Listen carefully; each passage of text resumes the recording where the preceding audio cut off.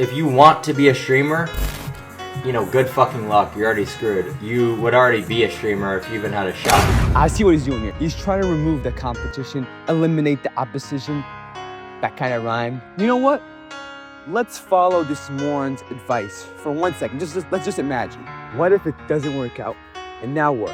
Go to college, get a job, get a mortgage, wife up a hoe, get ungrateful kids that don't listen to you, and call it a life? That's the existence you want on yourself? I don't think so. What if there's more to life than that? What if he's fucking wrong? What if it actually works out?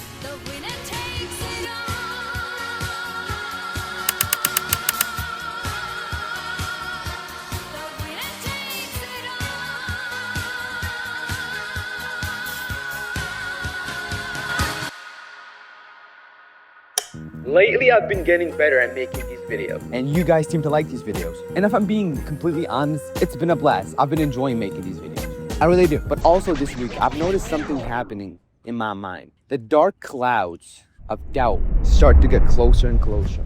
I go on YouTube, I see Jake Paul's $40 million house. My ego gets hurt. You know what? Fuck Instagram. I'll just go on Twitch, watch some live streams. I go on Twitch, I see Marlon hanging out with my favorite football players. And now my stomach hurts even more. You know what? Fuck all that shit. I just go scroll on Instagram. I go on IG and I see this fucking fool Neon that can't even put up a sentence hanging around with fucking Armand in a $400 million. At this point, I'm ready to just throw up. And I'm like, God, come on. And after all that, I go on my YouTube studio. I check the analytics and this shit depressing, bro. I couldn't think of a worse feeling than that. Imagine walking in and your bitch is getting pounded by two black dudes while they're wearing your hoodie in your apartment. Yeah, that's the same level of pain I feel, bro. It absolutely hurts. But it doesn't stop there. The clouds, the whispers of the devil, Shaitan starts to creep into me. You've been doing this for 2 years now, never skipping a weekly upload.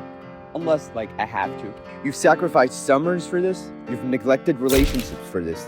You've sacrificed college for this. Like, I'm filming in a public park. People are passing by right now and what the fuck is this moron doing? People think you're stupid and delusional. Oh, I want to inspire people. Okay, Leonardo the fucking Da Vinci. What if this isn't for you, bro? What if you're not meant to do this? Look at your friends. They're out there enjoying their youth in college, having fun, creating memories, while you're young and obsessed and anxious, losing sleep over a thing that is not guaranteed. It might not work. For God's sake, people that started after you have already made it, and you're still here. Be a little realistic about it. What if you're just wasting your time? What if it doesn't work out? That sentence, what if it doesn't work out? I know a lot of people can relate to this. It hurts more than anything. It's like Prime Jones hitting you with a spinning back kick to the fucking liver. What I'm fucking trying to say is, I've been struggling. And I'm not here to get your empathy and be like, oh, you're gonna make it. Cause like, I don't know, bro. It's kind of weird. We can apply this to anything. You want to be an NBA player? Good fucking luck. It's like what Clav said. Get back behind the hundreds of thousands of people that want to be an NBA player too. That have better opportunities than you, taller than you, more experience than you, and probably have more money than you. Get fucking luck. But the past few days, I've found out a way to deal with these voices and how to eliminate them a little bit. I can summarize this thing in one sentence. What if it fucking works out?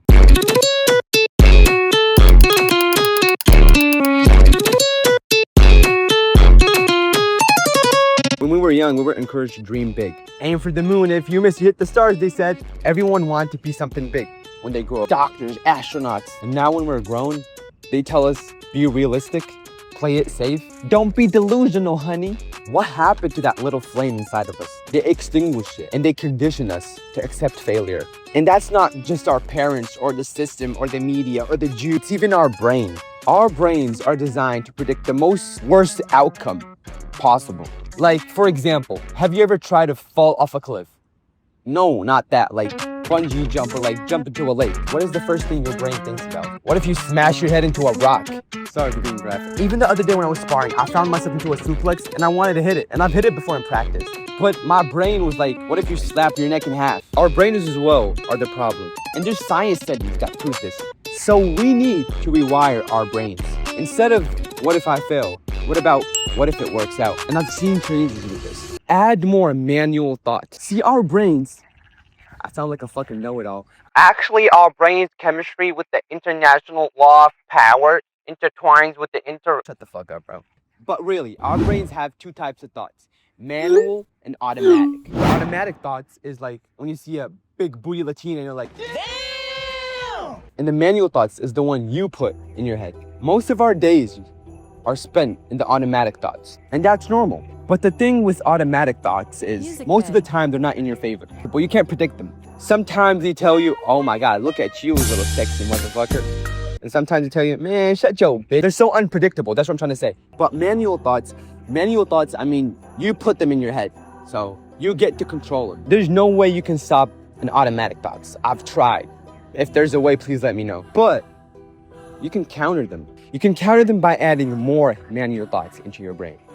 This is so overpowered, dog. Imagine your brain only generating good ideas and good thoughts about yourself. How would that make you feel? How far would you go in life if you knew you couldn't fail? Oh my God, that would literally be a superpower. But our brains do the opposite, almost like they're against us. Our brain asks us, what if we fail? And that grows inside our head. We start looking for proof to confirm it. People that have tried before and failed, before you know it, you've given up on your goal because you couldn't control your brain and your brain controlled you. But if you flip the script, instead of asking, what if I fail? You ask yourself, what if it does work out? Then it starts to make sense. You get empowered, inspired, hopeful, and you start to see people with less opportunities than you that have made it. You see people in the NBA that are under 6'3" and they're fucking legends. People that are not as talented and are faces of social media brands. People that grow up dirt poor in third world countries and now there's champions and goats of their sport. And the world starts to finally look colorful. That's the key. Rewire your brain from cooking you to cooking for you. You can apply this to school, having a family, helping others, or getting hoes. I'm joking. Everything in life becomes better when your brain is on your side. And that's all I have to say. Love ya to death.